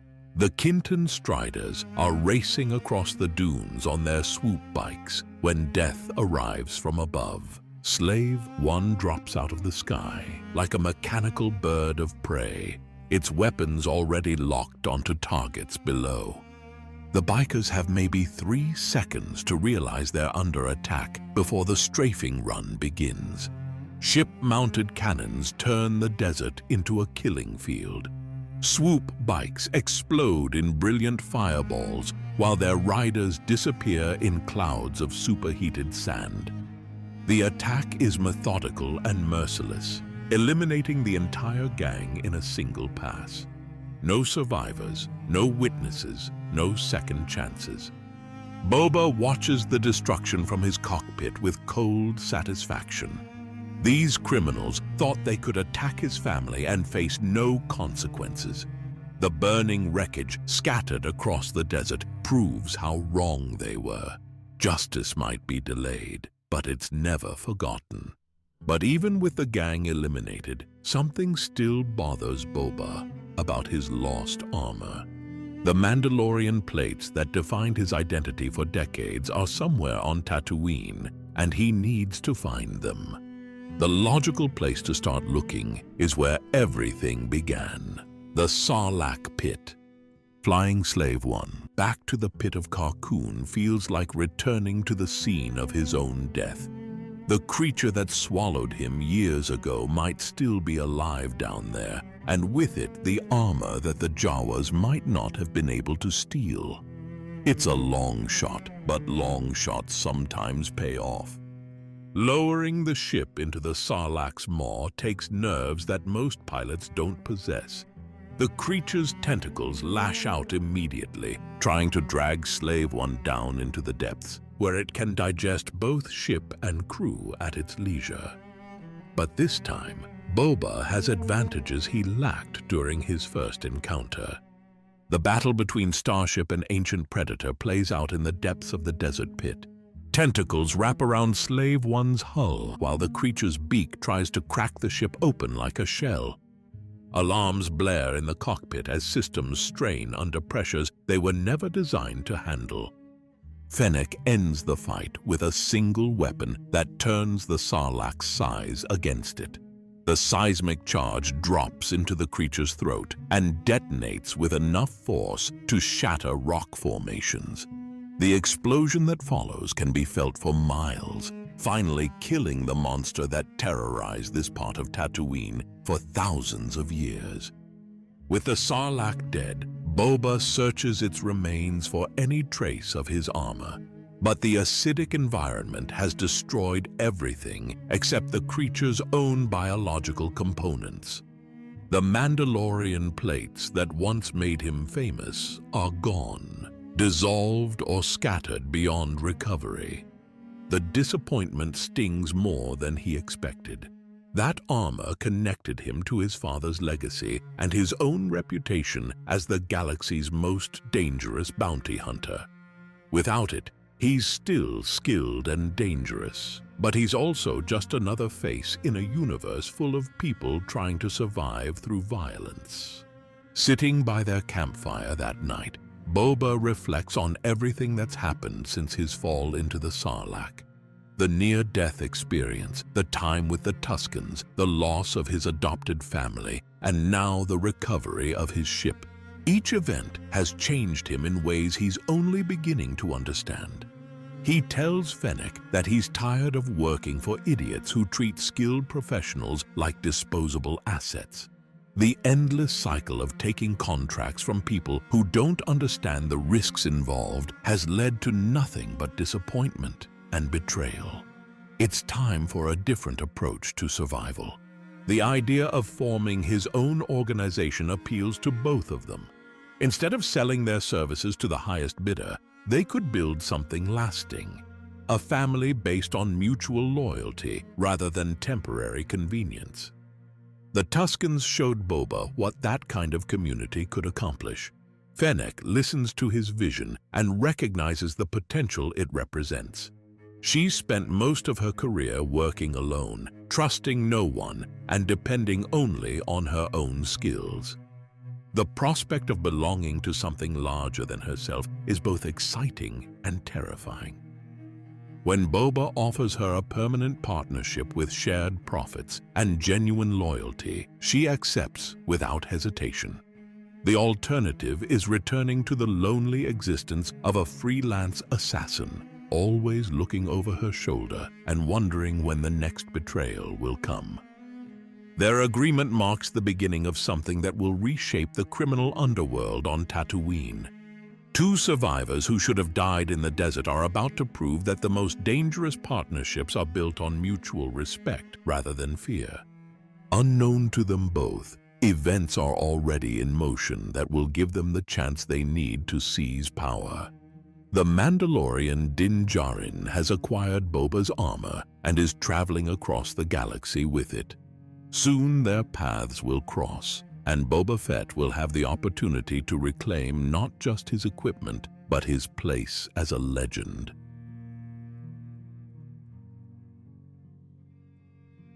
Two legends are about to meet on a planet where ancient Jedi once trained. One carries armor that belongs to the other, and neither expects their encounter to forge an alliance that will reshape both their destinies. Din Djarin has no idea he's being hunted. The Mandalorian bounty hunter acquired Boba's armor from Marshal Cobb Vanth on Tatooine But he doesn't know the original owner is very much alive and tracking his every move. Boba follows Din across the galaxy, waiting for the perfect moment to reclaim what was stolen from him. That moment comes on Tython, an ancient world where the Force flows through stone circles older than most civilizations. Din brings the child called Grogu to a seeing stone that might help them find other Jedi. The ritual requires complete concentration, leaving Din vulnerable to anyone who might want to interrupt. Slave One drops out of the sky like a predator that's finally cornered its prey. Boba lands his ship near the Razor Crest and walks toward Din with the confidence of someone who holds all the cards. This confrontation has been years in the making, and he intends to handle it like the professional he's always been. The demand is simple and direct. That armor belongs to Jango Fett, and by extension to his son. The time has come to return what was taken. Din's response reveals the complicated nature of Mandalorian identity. Boba may share Jango's DNA, but he wasn't raised in the traditional Mandalorian way. He doesn't follow their creed or understand their customs. To Din's mind, genetic inheritance means less than cultural commitment. The standoff could escalate into violence, but Boba has learned patience from his time with the Tuskens. He shows Din the chain code embedded in the armor's circuitry, electronic proof of the equipment's ownership history. The data doesn't lie about who the armor was made for or who has the right to wear it. Fennec's rifle aimed at Grogu provides additional motivation for Din to listen rather than fight. She's not threatening the child, just making it clear that this conversation will proceed on Boba's terms. The positioning is tactical rather than hostile. Professional courtesy between people who understand leverage. The negotiation that follows shows how much Boba has changed since his days as a lone wolf bounty hunter. Instead of simply taking the armor by force, he offers a trade that benefits everyone involved. Return the armor and he'll guarantee the safety of Din and his foundling. It's the kind of deal that honors both parties rather than humiliating the loser. Din agrees just as Imperial forces arrive to complicate everything. Moff Gideon has tracked them to Tython, and his stormtroopers deploy with orders to capture Grogu for the Imperial remnants' experiments. The armor dispute becomes irrelevant when both Mandalorians face a common enemy. Boba fights the Imperial attack using weapons he crafted during his time with the Tuskens.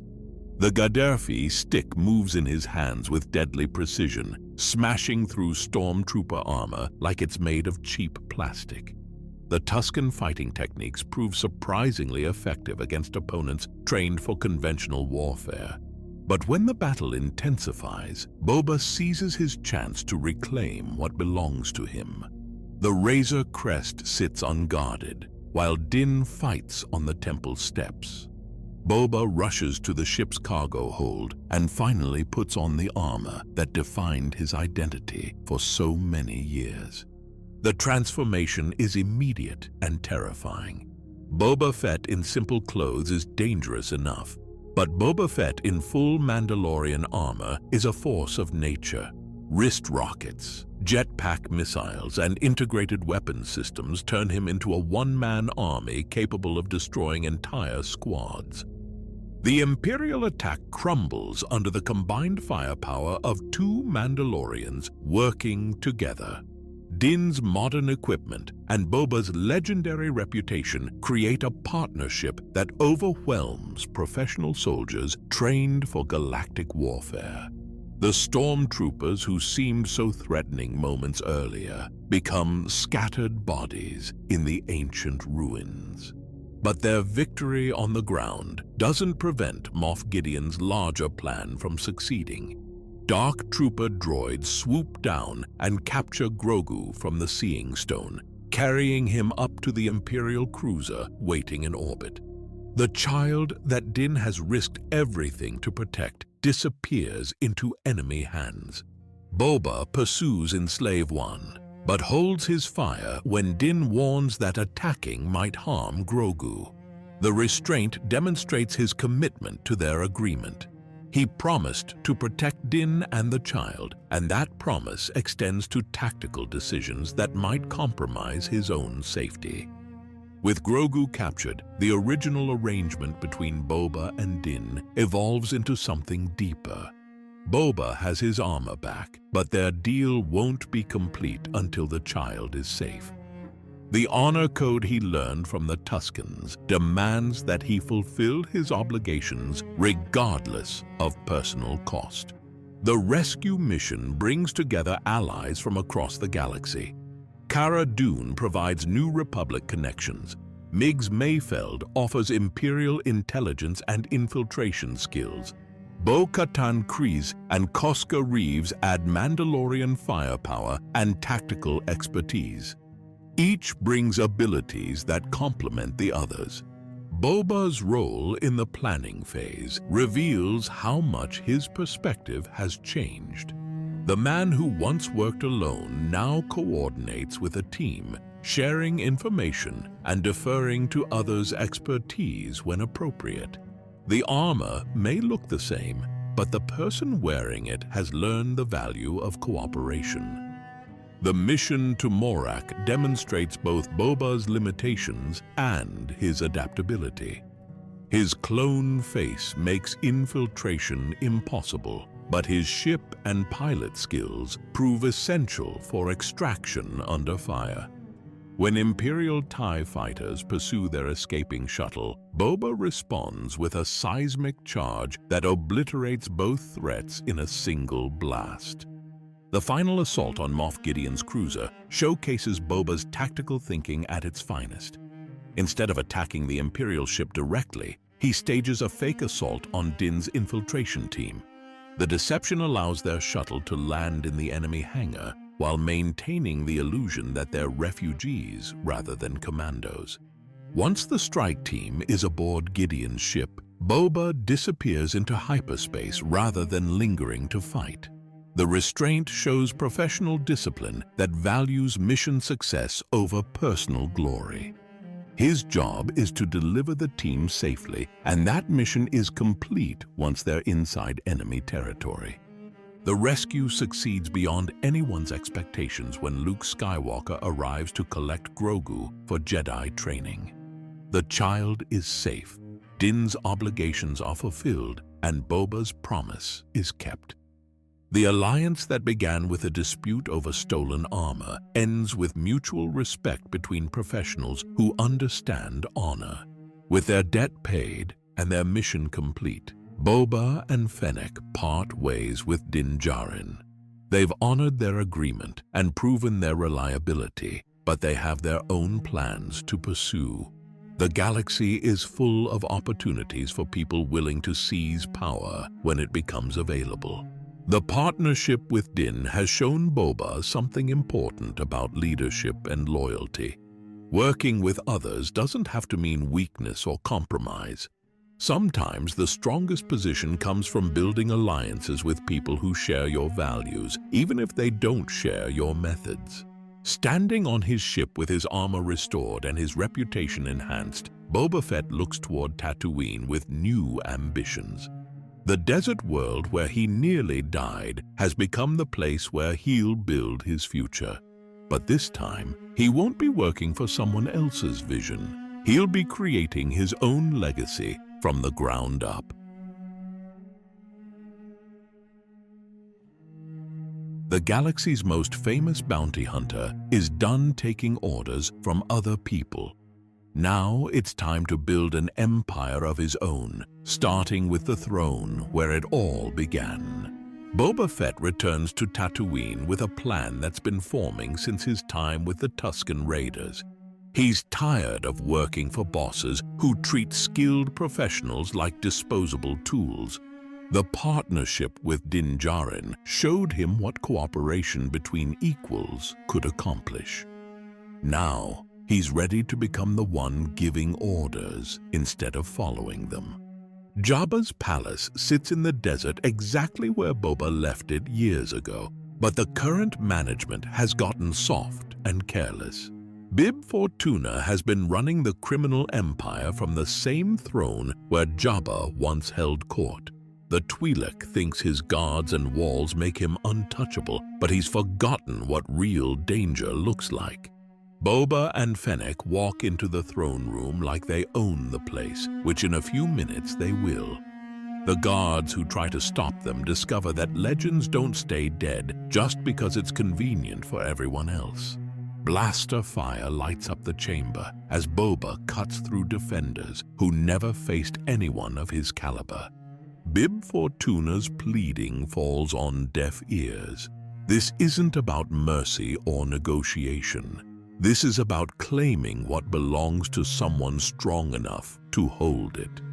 Boba's blaster ends the conversation permanently, and Bib's body tumbles off the throne that he never deserved to sit on. The symbolism of the moment isn't lost on anyone present. Boba Fett takes his place on the same throne where he once stood guard, with Fennec at his side instead of some bloated crime lord.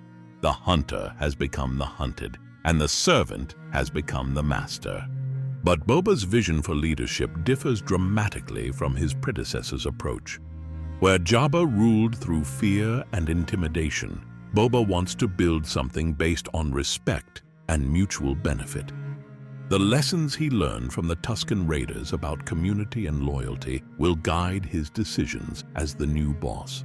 Taking the title of daimyo, Boba declares himself the head of the crime family that controls Mos Espa and the surrounding territory. The position comes with challenges that bounty hunting never prepared him for. Managing people is different from tracking them, and building organizations requires skills that can't be learned from weapon manuals. His early attempts at leadership reveal the learning curve he faces. Boba tries to be fair and honorable, walking the streets of Mos Espa to meet his subjects personally instead of hiding behind palace walls. The gesture surprises locals who remember Jabba's reign of terror, but it also shows potential enemies that the new boss operates differently. The crew he assembles reflects his preference for loyalty over fear. Fennec Shand serves as his right hand, bringing assassination skills and tactical intelligence to their partnership. Two Gamorrean guards who once served Jabba volunteer to continue their service under new management, proving that some allegiances run deeper than simple employment. When a watermonger complains about a gang of cyborg-enhanced youths causing trouble, Boba sees opportunity instead of annoyance. The mods bring technical skills and street-level intelligence that complement his existing resources. Hiring them solves the merchant's problem while adding valuable assets to his organization. But not everyone welcomes the change in leadership. Mayor Mok Shaiz offers polite cooperation while secretly working against Boba's interests. The corruption that allowed Jabba to flourish has deep roots in Mos Espa's political structure, and removing it will require more than changing who sits on the throne. The real challenge comes from Jabba's family, who consider the throne their birthright, regardless of who actually controls it. The Hutt twins arrive on Tatooine with all the pomp and arrogance their species is known for, demanding that Boba surrender territory that belongs to them by blood. Their intimidation tactics include Black Chrysanthemum, a Wookiee bounty hunter whose reputation for violence rivals Boba's own. The massive alien serves as both bodyguard and threat, a reminder that the twins have resources that match their ambitions. The confrontation in Mos Espa becomes a test of wills between old power and new authority.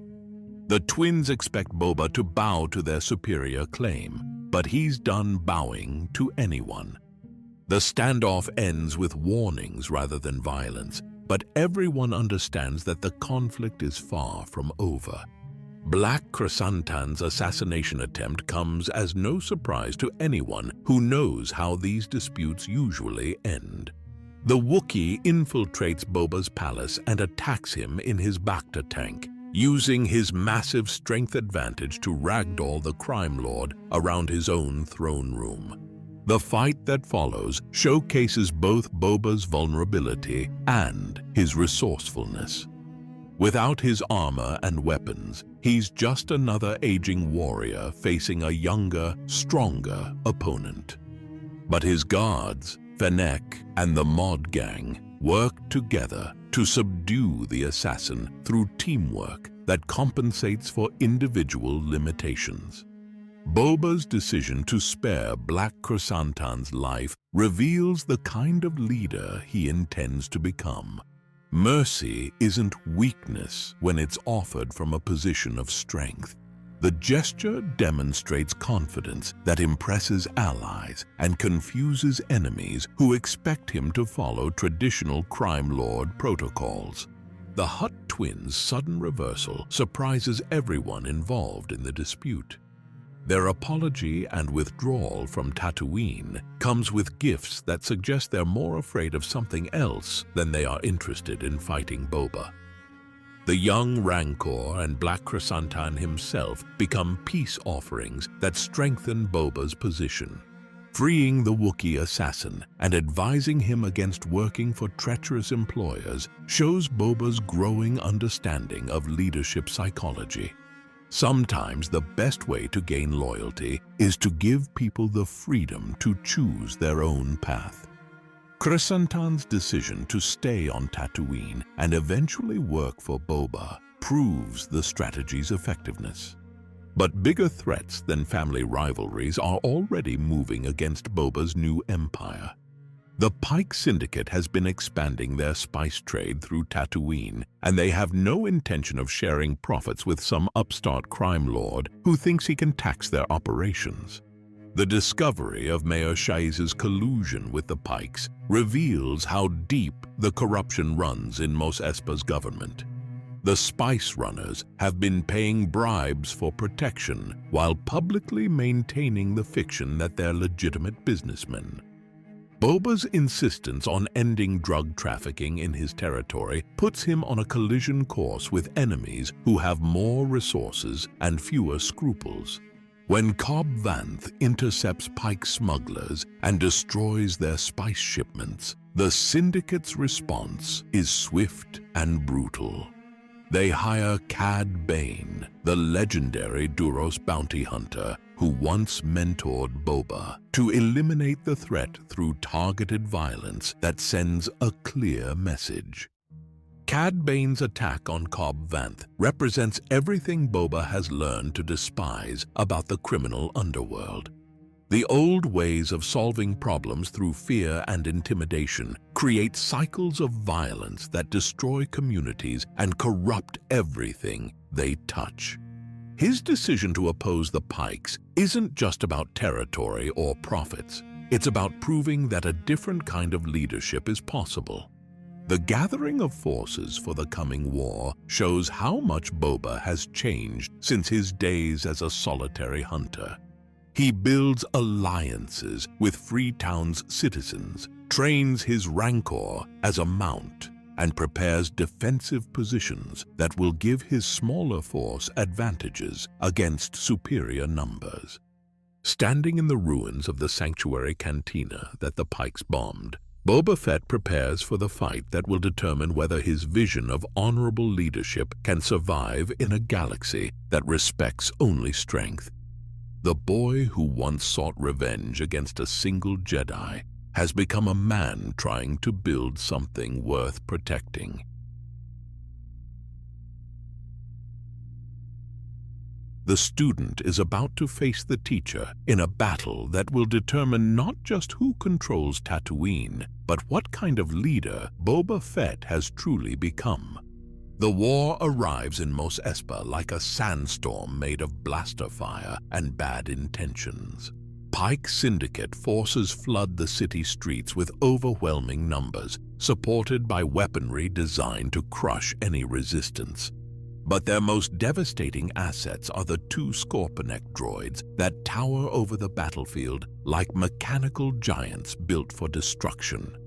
These massive combat droids come equipped with deflector shields that bounce blaster bolts back at their attackers and heavy cannons that can level entire buildings. Against weapons like these, traditional tactics become useless. You need either superior firepower or creative thinking to survive, and Boba's forces are short on both. Cad Bane coordinates the Pike assault with the tactical brilliance that made him legendary. The elderly Duros bounty hunter moves through the chaos like someone conducting a deadly orchestra, positioning forces and directing fire with precision that turns the streets into a killing field. Boba and Din Djarin launch into battle together, their jetpacks carrying them above the worst of the fighting while they try to slow the Pike advance. The sight of two Mandalorians working in perfect coordination should be inspiring, but they're vastly outnumbered and taking fire from directions that keep multiplying. Just when the situation looks hopeless, reinforcements arrive that change everything. The citizens of Freetown drive into Mos Espa with weapons and determination fueled by what Cad Bane did to their marshal. These aren't professional soldiers, but they understand that sometimes ordinary people have to fight for what they believe in. Black Chrysantan and the Modbikers join the counterattack, turning the tide through sheer courage and tactical surprise. The Pikes expected to face a small crew of criminals, but they're fighting an entire community that refuses to be intimidated by superior numbers. Then Boba unleashes his secret weapon. The young Rancor he's been training charges into battle with him on its back, proving that some partnerships transcend species and logic. The massive creature tears through Pike positions, while Boba coordinates attacks from the best possible vantage point. The Scorpinek droids that seemed invincible moments earlier become manageable problems when faced with overwhelming force and creative tactics. Din Djarin uses the Darksaber to slip past deflector shields, while the Rancor's raw strength smashes through armor that blaster fire can't penetrate. One droid falls to the Rancor's claws and teeth, torn apart by a predator that doesn't understand the concept of mechanical superiority. The second gets destroyed when coordinated attacks weaken its shields enough for explosives to finish the job. The weapons that should have guaranteed Pike victory become scrap metal scattered across the battlefield. With their heavy support eliminated and their foot soldiers retreating, the Pikes face complete defeat. But Cad Bane isn't ready to give up. The old bounty hunter has one last card to play, and it involves settling accounts that go back decades. The confrontation between mentor and student happens in the middle of Mos Espa's main street, with the battle raging around them. Cad Bane forces the Rancor to retreat with flamethrower bursts, isolating Boba for the kind of personal duel that decides more than just territorial disputes. The fight showcases everything both hunters learned about survival and violence during their long careers. Bane's lightning-fast draw puts Boba on the ground before he can clear his holster, proving that age hasn't dulled the Duros gunslinger's reflexes. The helmet that protected Boba through countless battles goes flying as Bane's shot finds its mark. Standing over his defeated student, Bane delivers the cruelest revelation he can think of. The Pikes killed the Tusken tribe that Boba loved, framing the Nikto biker gang to cover their tracks. The family that taught him about honor and community died because of criminals who see life as nothing more than business expenses. The news should break Boba's spirit, but instead it clarifies everything he's fighting for. The Tuskens died because people like Cad Bane believe that strength comes from isolation and cruelty. They were eliminated because they represented values that threaten those who profit from fear and division. Bane moves in to finish what he started, confident that superior speed and experience guarantee victory. But he's forgotten something crucial about the man he trained. Boba learned more than gunfighting during their years together. He also learned when to abandon tactics that aren't working. The Gaddafi stick appears in Boba's hands like magic, the weapon he crafted during his vision quest with the Tusken shamans. Cad Bane taught him about blasters and bounty hunting, but the Sand People taught him about fighting with honor and using every tool available. The strike comes too fast for Bane to counter. His gun goes flying as the Gaddafi knocks it away, followed immediately by the sharpened tip punching through his chest. The legendary bounty hunter falls in the street where he planned to execute his former student. The victory represents more than just tactical success. Boba has rejected everything that Cad Bane stood for while embracing the lessons he learned from people who valued community over individual achievement. The weapon that killed his mentor was forged by a tribe that died defending their way of life.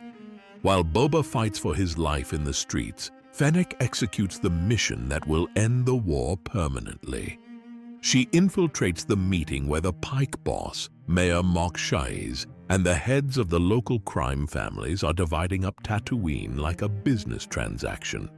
Her assassination of the entire criminal leadership eliminates the Pike Syndicate's command structure in a single stroke. Without coordination from above, the remaining foot soldiers become nothing more than isolated units fighting for a cause that no longer exists. The battle ends with Boba's complete victory, but the real triumph comes afterward. The citizens of Mos Espa emerge from hiding to thank the man who protected them from criminals who saw their city as nothing more than territory to exploit. People bow, salute, and offer him melons as he walks through streets where children can play safely again. The gesture mirrors what the Tusken chief did when he accepted Boba into the tribe. Community recognition of someone who's earned their respect through sacrifice and courage. Black Chrysanthemum and the Mod Bikers survive the fighting and choose to stay with Boba, forming the core of a crime family built on loyalty rather than fear. The Wookiee who once tried to kill him has become one of his most trusted allies, proving that redemption works both ways. Even Cobb Vanth gets a chance at healing in Boba's Bacta tank, showing that the circle of allies continues to grow. The Marshal who once wore his armor has become another member of the extended family that replaces traditional criminal hierarchies. Standing in his palace with Fennec at his side and his people safe, Boba Fett has completed a journey that began when he picked up his father's helmet on Geonosis. The angry child who sought revenge against Mace Windu has become a leader who protects others from the kind of loss he experienced. The transformation from lone bounty hunter to community protector represents everything the Tuskens tried to teach him about strength through unity. Jabba ruled through fear because he was afraid of losing power. Boba rules through respect because he understands that real strength comes from people choosing to follow you. The boy who lost his father has become a father figure to an entire city. The clone who grew up without family has created a new kind of family based on shared values. The legend who was supposed to die in the Sarlacc pit has written a new ending to his story. Boba Fett's journey ends where it began, on Tatooine under the twin suns. But this time, he's not running from anything or hunting anyone. He's home, surrounded by people who respect what he's built and trust him to protect what they've created together. The most feared bounty hunter in the galaxy has become something much more dangerous. A leader who proves that honor and strength can coexist, and that sometimes the best way to find family is to build one yourself.